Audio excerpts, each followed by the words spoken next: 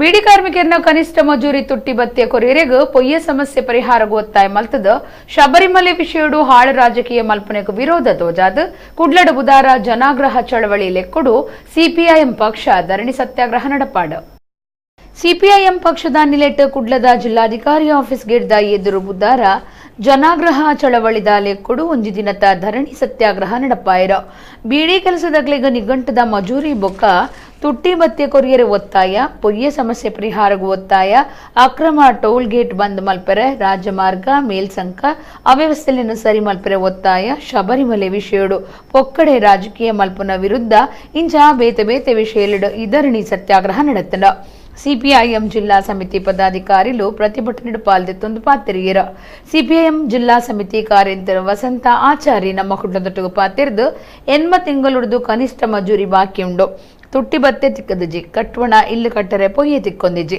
ಈತ ಸಮಸ್ಯೆ ಇತ್ತಂಡಲ ಲೋಕಸಭಾ ಸದಸ್ಯರು ನಳಿನ್ ಕುಮಾರ್ ಕಟೀಲ್ ಮನಿಪಂದೆ ಕುಲ್ದೇರಿಂದ ದೂರ್ದೇರ ನಳಿನ್ ಕುಮಾರ್ ಕಟೀಲ್ ರವರು ಅದಕ್ಕೆ ಪೂರಕವಾಗಿ ವರ್ತಿಸ್ತಾ ಇದ್ದಾರೆ. ಜಿಲ್ಲೆಯ ಅಭಿವೃದ್ಧಿಯ ಒಂದು ಪ್ರಮುಖ ಪ್ರಶ್ನೆ ಆದಂಥ ರಾಷ್ಟ್ರೀಯ ಹೆದ್ದಾರಿ ಬಿಸಿ ರೋಡ್ನಿಂದ ಹಾಸನ ತನಕ ಚತುಷ್ಪಥ ರಸ್ತೆ ಇವತ್ತು ನೆನೆಗುದೆ ಬಿದ್ದಿದೆ. ಮೂಲರಪಟ್ಟಣ ಸೇತುವೆ ಮುಳುಗಡೆ ಆಗಿದೆ. ಗುರುಪುರ ಸೇತುವೆ ಕೆಲವೇ ತಿಂಗಳಲ್ಲಿ ಬೀಳುವಂಥ ಸ್ಥಿತಿಯಲ್ಲಿ ಇದೆ. ಕಾರ್ಕಳ ಮೂಡುಬಿದಿರೆಯಾಗಿ ಮಂಗಳೂರಿಗೆ ಬರುವಂಥ ರಸ್ತೆ ಸಂಪೂರ್ಣವಾಗಿ ಹದಗೆಟ್ಟಿದೆ. ಇದಕ್ಕೆ ಒಂದು ವ್ಯವಸ್ಥೆ ಮಾಡಲಿಕ್ಕೆ ನಳಿನ್ ಕುಮಾರ್ ಕಟೀಲ್ ಸಾಧ್ಯತೆ ಆಗ್ತಾ ಇಲ್ಲ.